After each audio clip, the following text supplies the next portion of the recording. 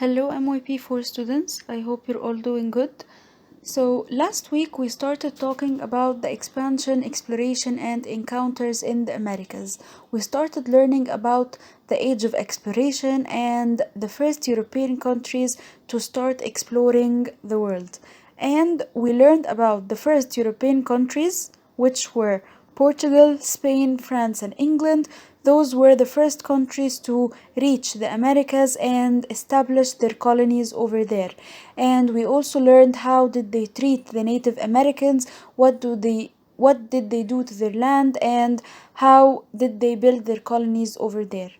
In this lesson, the Atlantic slave trade, we are going to learn about one of the major problems or one of the major tragic phenomena that happened in Europe or happened in the Americas back in time, at this time.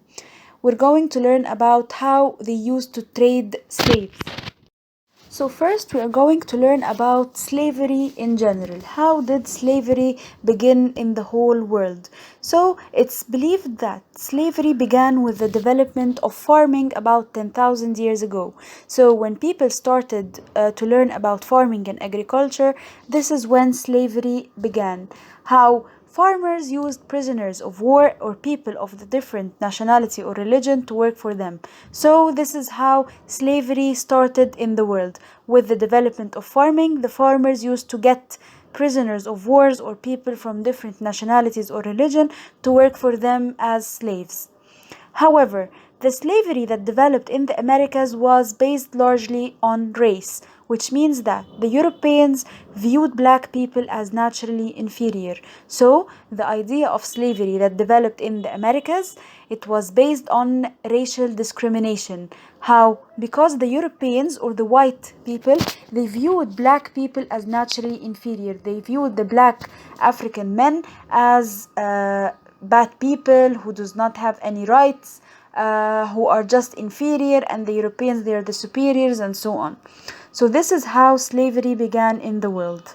Now, what are the causes of African slavery, or why did the Europeans need African slaves in general? Why did they feel that they want to get slaves in their colonies in America? First, because sugar and tobacco farms required a large supply of workers to make them profitable for their owners. So, when we learned last time about the colonies of the European countries in America, we said that those colonies, they started their farmlands, to have their farmlands. So, they were exceeding in growing sugar and tobacco. Those farms, they needed a lot of workers in order to make them profitable and to produce a lot of crops. So the European owners, and in the beginning, they had planned to use the Native Americans who were actually living in the Americas as a source of cheap labor. They were thinking about letting them to work for them. But they faced a problem. Millions of those Native Americans have died from disease, warfare, and brutal treatment. So that's why they couldn't take Native Americans as labor or take them to work for them in their farms or as servants, because they were dying from disease, from wars, and from the brutal treatment. So, as a result, the Europeans in the colonies of North America, they soon turned to Africa for workers. They decided to go to Africa and get African slaves to work for them and to be their servants. The demand for Africans. Why did the Europeans choose Africa to get slaves from? Why especially Africa? Why not any other continent? So we have four reasons why the Europeans chose Africa to get slaves from. First, many Africans had been exposed to European diseases and had built up some immunity. So the Europeans believed that the Africans' health was better, they had built an immunity, so if they brought them back to America, they would not get affected from the disease and they would live with a good health. Second, many Africans had experience in farming and could be taught plantation work. So the Africans, they were experienced in farming, they were experts in agriculture and farming, so of course this will help in the plantation work of the Europeans, and of course their expert will benefit the European people. Third, Africans were less likely to escape because they did not know their way around the new land. So the African people, Of course, they are going to be shipped to a new land, to America. They don't know anything in this land, so they are less likely to escape. They won't be able to escape because they don't know anything or anyone in this new land. Fourth, their skin color made it easier to catch them if they escaped and tried to live among others. So obviously this is one of the most racist reasons ever. So because they are dark skinned, this will make it easier for the Europeans to catch them if they try to escape. So because they are going to be very noticeable while living among the white men, of course with their dark colored skin, they will be very clear, and the Europeans will catch them easily if they escaped. Now, who started importing African slaves to America? Who were the first European countries to start importing or shipping African slaves to America? Spain and Portugal led the way. So, the Spanish people took an early lead in importing Africans to the Americas. So, they were the first people to start importing Africans to the Americas, followed by the Portuguese people. They had exceeded the Spanish. So the Portuguese people, they have imported more African slaves into America, more than the Spanish people. During the 1600s, the colony's sugar industry grew. So did European colonists' demand for cheap labor. So the colonists, or the farmlands of the colonists, they were growing tremendously. They were growing sugar, they were growing tobacco, so they needed workers. They needed more workers to grow and to work on these farmlands. So their demand for workers increased. That's why they used to import many African slaves to America to become their slaves and their servants and to work in their lands. Later on, England was growing tremendously as well. They were expanding their colonies in America. As we said last time, that England, by the end of this colonizing journey, England had the utmost powerful, okay? It was the most powerful country. It had the most control. So later on, when this expansion of the English colonies happened, they dominated the Atlantic slave trade as well. So the English people, they transported nearly 1.7 million Africans to their colonies. They were importing a huge amounts of people, of African slaves from Africa to America. They were the dominant country in the Atlantic slave trade. Here we are going to know the opinion of the African leaders. Were they with or were they against the slave trade? Actually, many African rulers and merchants played a willing role in the Atlantic slave trade, so they were completely with it. They did not oppose the slave trading process. Why? Because they were tempted by the benefits and profits of trading slaves. The Europeans tempted them, they lured them, they told them, we're going to give you gold, guns, and other goods in exchange for African slaves or African men and women. So the African rulers, of course, they were lured, they were tempted. We're gonna get gold, we're gonna get guns, we're gonna get products. So obviously they were agreeing to the slave trade, and they shipped the men and women for the European people. Here we have the triangular trade. As you can see in the map in front of you, it looks like a triangle between North America, Europe, and Africa. So this is the triangular network or the triangular trading network. So as you can see, Europe gave Africa manufactured goods. They gave them gold, they gave them guns, they gave them several kinds of manufactured goods. Africa gave the European colonies in North America, they gave them slaves, they gave them enslaved African men and women. In return, the European colonies in America gave Europe raw materials such as sugar, cotton, and tobacco. So we said that the colonies in North America, the European countries in North America. They were taking advantage of the resources of the American land. They were taking their tobacco, their sugar, their cotton. They were taking all of the resources and they shipped them to Europe. So it's a cycle of trading. It's a triangular trading network. Europe gives Africa manufactured goods. Africa gives the European colonies in America African slaves, and the European colonies in America gave Europe raw materials such as sugar, cotton, and tobacco. Here we are going to learn about the journey of transporting slaves to America, and this journey was called the Middle Passage. In African ports, the European traders packed Africans into the dark holds of large ships. So as you can see in the picture, this is a ship, okay? And those lying people are African slaves. You can see that they're lying on their backs.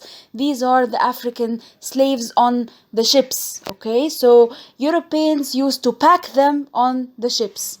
On board, the Africans were beaten, whipped, and treated with extreme brutality. Diseases also swept through the ship. So over this ship or during this journey, the Africans were treated with humiliation, with extreme brutality. They were beaten, they were hit, they were treated badly, they were whipped, and also a lot of diseases swept through the ship and killed many people. As a result, many Africans died from disease or physical abuse aboard the slave ships.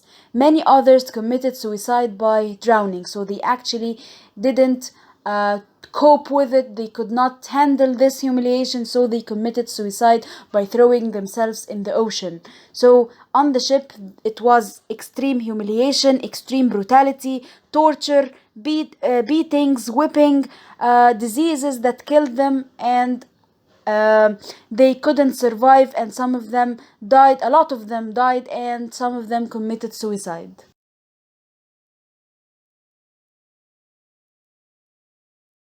What about the Africans who survived this cruel journey? What happened to them? The Africans who survived their ocean voyage faced a difficult life in the Americas. So when they arrived in the Americas, they suffered and they lived a very, very difficult and harsh life.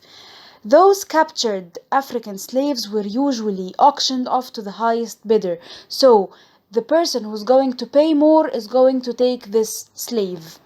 After being sold, slaves worked in mines or fields or as domestic servants. So they worked in mines, they were miners, they worked in fields as farmers, and they worked as domestic servants or servants in homes in general. Many of them lived on little food in small, dreary huts. They worked long days and suffered beating, so they didn't eat. They took a very, very small amount of food. They lived in very awful huts or small houses, not houses, they're huts. They're very bad and they were not good at all. They worked very, very long days and very long hours, and they suffered from humiliation and torture and beating. At some point, those African slaves, they were trying as much as they can to resist this humiliating circumstances. They were trying to tolerate, they were trying to resist, they were trying to cope. How did they do so? They kept their culture alive. Some of them kept their culture alive by singing their African songs, by telling the stories of their ancestors and grandparents. So they tried to hold on to their culture as a mean of calmness, as a mean of calming themselves or making themselves feel better. Some of them were less productive, okay? They tried to break the tools that they work with, they tried to destroy the plants, they tried to work slowly, so they were destroying their jobs or trying to not work well, okay? So they were procrastinating, they were destroying their working tools, they were destroying their farmlands, and so on. Thousands of them actually run away because of this humiliating circumstances. They were able to run away. Some slaves revolted and fought the Europeans. Some of them they resisted. Some of them they fought the white people. They fought the European people in order to take revenge and in order to be free from their humiliation and their oppression. What are the consequences of the slave trade? The Atlantic slave trade had a profound impact on both Africa and the Americas. Obviously, it negatively impacted the African people or the continent of Africa. How? Because of the lost generations, because the African people or the African cultures lost generations of their fittest members. They kept losing all of the African members, they kept sending them away to the Europeans, so they lost their fittest members, they lost their generations. They also, the countless number of African families were torn apart. They took the fathers from their families, they took mothers away from their children, so they torn apart the families. As for the positive impact, it obviously positively benefited the American lands or the European colonies in America. How? Because the African slaves contributed greatly to the economic and cultural development. They worked hardly, they exerted extreme effort, they were beaten, they were humiliated in order to contribute in the economy and to make the economy of the Americas better and to develop the culture as well. Their greatest contribution, as I was saying, was their labor, their job, their effort. Without their hard work, those colonies may have not survived. In addition, the Africans brought their expertise, a specialty in agriculture. We said earlier that they were very experts in agriculture and in farming. They had a lot of experience, so of course this expertise or this experience they brought it to the Americans and helped them grow their agriculture industry. They also brought their culture, their art, their music, their religion, and their food continue to influence the American society up until today.